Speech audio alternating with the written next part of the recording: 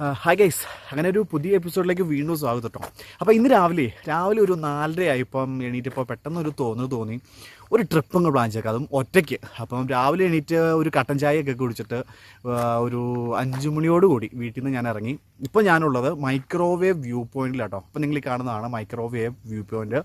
അപ്പോൾ ഇവിടെ വന്നപ്പോൾ ഇപ്പം ഞാനൊരു ഇടുക്കിക്കാരനാണെങ്കിലും ഈ ഒരു സ്ഥലത്തെക്കുറിച്ച് കേട്ടിട്ടുള്ളൂ കേട്ടോ. ഞാൻ ആദ്യമായിട്ടാണ് ഈ ഒരു പ്ലേസിൽ വരുന്നത്. പക്ഷേ ഞാൻ ഒരു പ്രതീക്ഷിച്ചതിനേക്കാളും അപ്പുറം വ്യൂ കേട്ടോ.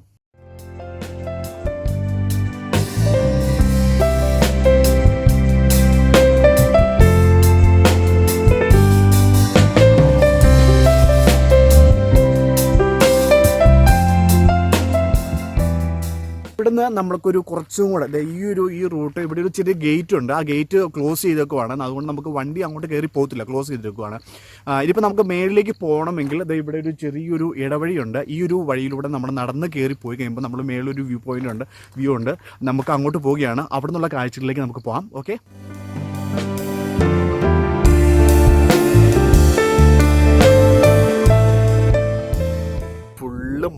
കോടമഞ്ഞ് കയറി ഇങ്ങനെ നിറഞ്ഞു നിൽക്കുക. അപ്പം ഇതിൻ്റെ അപ്പുറയൊക്കെ നല്ല വ്യൂ ആട്ടോ, നല്ല വ്യൂ. അതിപ്പോൾ നമുക്ക് ഒരുപാട് മലനിരകളും കാര്യങ്ങളെല്ലാം ഉണ്ട്. പക്ഷേ നമുക്ക് ഈ ഒരു മഞ്ഞ് മാറാതെ നമുക്ക് ഒരു വ്യൂ കവർ ചെയ്യാൻ പറ്റില്ല. അതുകൊണ്ട് നമുക്ക് ഈ മഞ്ഞ് മാറുന്നതോടും വരെ നമുക്ക് ജസ്റ്റ് ഒന്ന് വെയിറ്റ് ചെയ്യേണ്ടി വരും.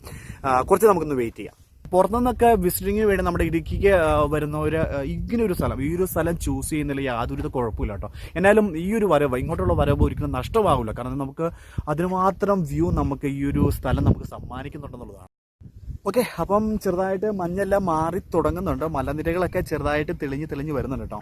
ഇപ്പം നിങ്ങൾക്ക് ഇവിടെ എന്തെങ്കിലും കാണാൻ പറ്റുന്നുണ്ടോ? ഒന്നും വരുന്നില്ലല്ലോ. ഓക്കെ, എന്നാൽ അവിടെ വലിയൊരു ടവർ ഉണ്ട് കേട്ടോ.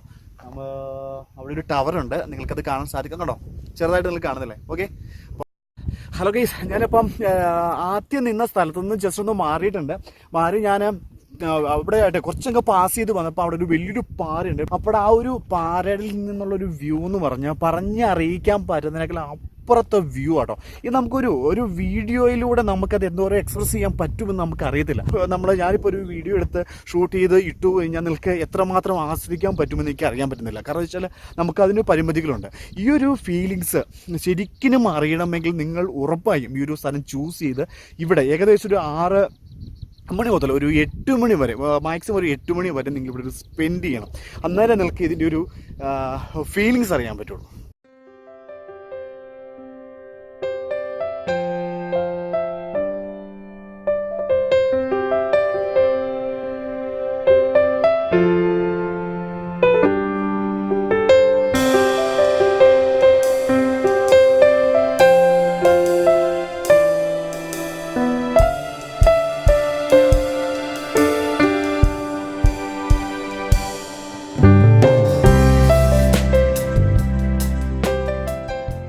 തമിഴ്നാട്ടിൽ നിന്ന് 1-2 ചേട്ടന്മാർ ഇവിടെ വിസിറ്റ് ചെയ്യാൻ വന്നിട്ടുണ്ട് കേട്ടോ.